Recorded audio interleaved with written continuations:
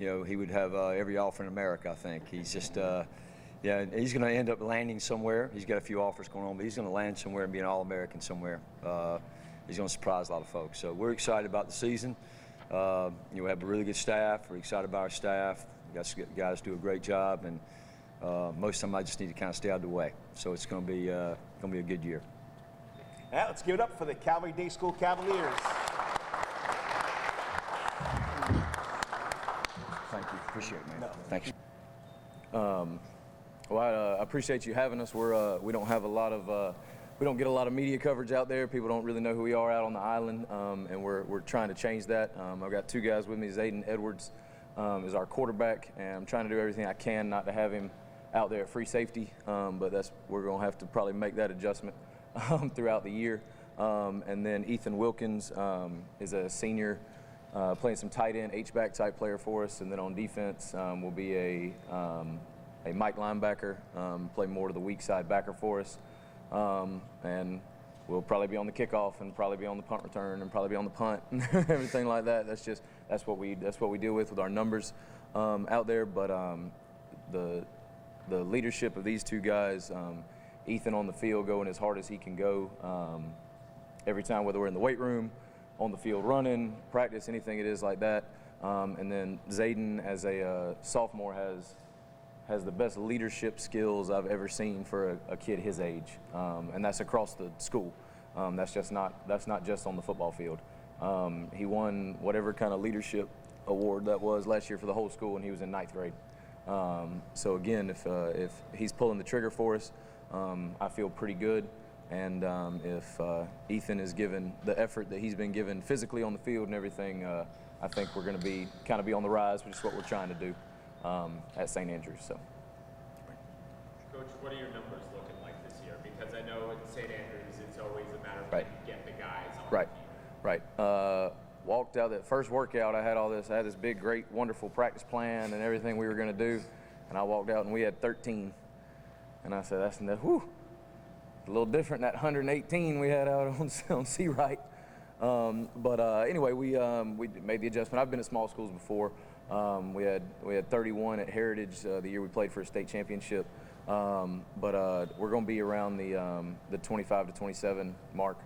I have a student, a kid in Germany, who's been in Germany for July, and he got tonsillitis, so they won't let him on the plane until he's good to go, until his immune system's good. So we'll have him coming back and everything. But yeah, we're going to be right around that 25, 27 mark. So. How different does practice look when you have, that few guys on the field? How Right. important is versatility, Right. for each and every player? Right, and that's the thing you're sitting there juggling in your mind. Like, you have to get them in shape. You have to teach them to tackle. Like, we got to hit every day. We have to do all that. But you just have to time it up and kind of with your periods. And we do things on periods, like the clock's going every 5 minutes. People are moving around. It's like that. Instead of, like, everybody's doing their offensive positions at once, right? Like, they're with their coaches doing their thing. And then when we go to defense, everybody's doing their defense at once. We try to do some things like I was telling Coach Woodward earlier, the way we're doing it is we might just have lineman to lineman with a quarterback and a running back and just a 6-man box in there, and that's where we're going to run our inside game. Then we're going to get our tackles and our outside guys and work our outside game. That's just kind of how we have to do it. So the preseason scrimmages and practices with other schools mean so much to us, because last night we had a practice with Robert Toombs in Lions, and it was so good for us to be able to work with more kids and be able to see, like, another group's number ones, right, and everything. But the conditioning part, nothing simulated. I don't care what anybody says. We can, like Coach Stroud was just talking about being in better shape, being fit and everything. Nothing's going to simulate the Friday night, right? You can work. Yeah, we all go in at halftime and look like we're about to die.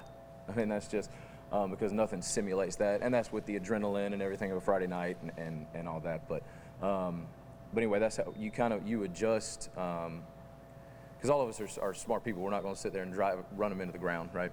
But with how we practice and being able to go fast, and the kids knowing the periods on the board, they're kind of giving that effort in as well. So it's not a huge adjustment as far as the juggling match of how to push them and where we got it, because we're an injury away from changing everything, right? So I'd like to comment on that too. Being that we do have small numbers, our practices are really fast. I know with maybe bigger schools, they could afford a couple people walking or something, but being with our numbers, everything is quick. All the periods are quick. We're sprinting to the next station, and we're working. So that's another thing. Yeah, Zayden, I know you played a big role in that Giza State Championship basketball team last year. Congrats on that. Yes, sir. Appreciate it. What skills that you learned on the basketball court can also apply to football? How does that help you in the football field? Yes, sir. I know last year coming into St. Andrews and being a freshman, on the front end of that basketball season, I was struggling to find my way on the team as a leader, being that there were seniors and my brother being a junior, having been there last year. But slowly as the season going on, I found myself being more and more vocal as a leader. I found myself in the starting lineup and transition that into football, being the quarterback. You know, you have to be vocal, you know, because your guys are looking at you. You know, if you throw a bad pass and you get down on yourself, now your team is looking at you like, oh my gosh, our quarterback's down, so now what are we going to do? So I would say focusing on the next play. I learned that just leading my team, not letting my body language deter my team, and you know, just staying focused and focusing on our next play.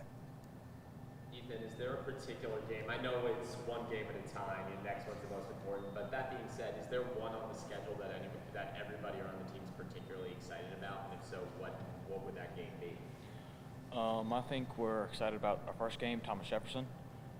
We're looking forward to seeing what we can put together as a team, and looking at how we've progressed from the beginning of the summer. Like Coach said, having 13 guys and now we have 25 to 27. That's progress is going to be the main factor that is really pushing us to get ready for that first game. This is for Coach. I mean, I've been in that position.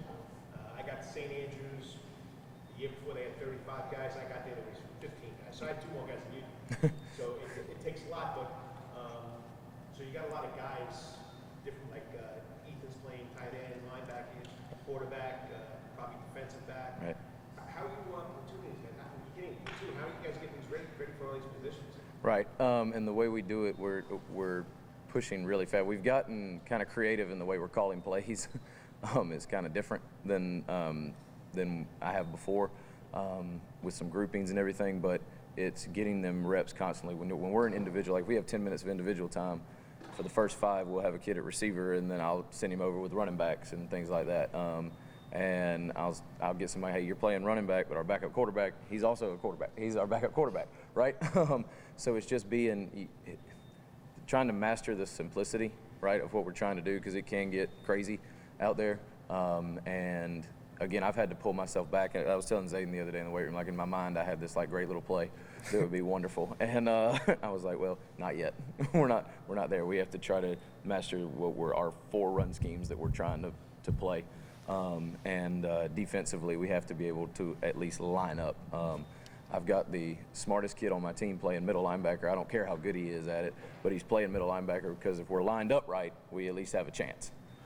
So that's why I've got him there, kind of handling everything like that. But again, it's not as crazy and hard as a lot of people would think about learning different things if you figure out how to make it simple. Like I constantly am asking them, what do y'all want to call this? Right? Like you tell me, it doesn't matter if I know it, right? And I'll say, what do y'all want to say this? Like, do y'all even want it? Is this worth doing right here? Should we even do that? Should we call this player and everything like that? And again, this young man right here to my left is real quick to tell me if he doesn't like it. so and question it. Not a disrespectful way or anything like that, but again, being a leader and knowing what it takes. So it's not as crazy as one would think if you just learn how to keep it simple, right? And being I was a classroom teacher for 10 years with math, and when you start in geometry and statistics, when you start throwing letters into math, people kind of go crazy. So you have to figure out a way to make it simple. So it's kind of that same thought process.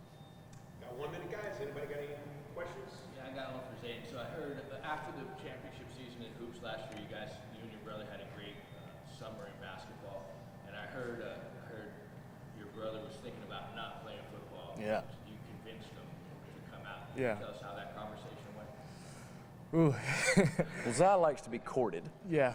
Zai likes that. That's what. Well, first of all, I want to congratulate my brother on TV, being that he's racking up offers now, going to a senior season. So I just wanted to let him know that I'm proud of him, that I love him. But I really had to beg him to come out to play football because he played a huge role for us last year. And without him, we wouldn't have that big play guy. I mean, he's probably one of the fastest kids in the city and the state. So having that downfield threat is huge. So it was a lot of begging. But this past Monday, he said, "Yeah, I'm gonna help you out," and he came out. And yesterday, he had a huge day. Robert Toombs scoring 4 touchdowns. So yeah, it's gonna be a lot of fun. So He scored one on defense, had a pick six on defense too. So yeah, if you weren't already going to come out to a game on Wilmington, just to let you know it's different on Wilmington now, and we're looking to get our name out there for sure. So you cleaned his car, washed his clothes. Is that what part of the deal? He came to somewhere. He would come to workouts throughout the summer, and then we'd go to football, and he'd go to the gym. Yeah. But yeah, we did have a good night last night. Like, it was awesome to scrimmage. Zayden actually threw a 40-yard touchdown to Ethan last night, so it was just good.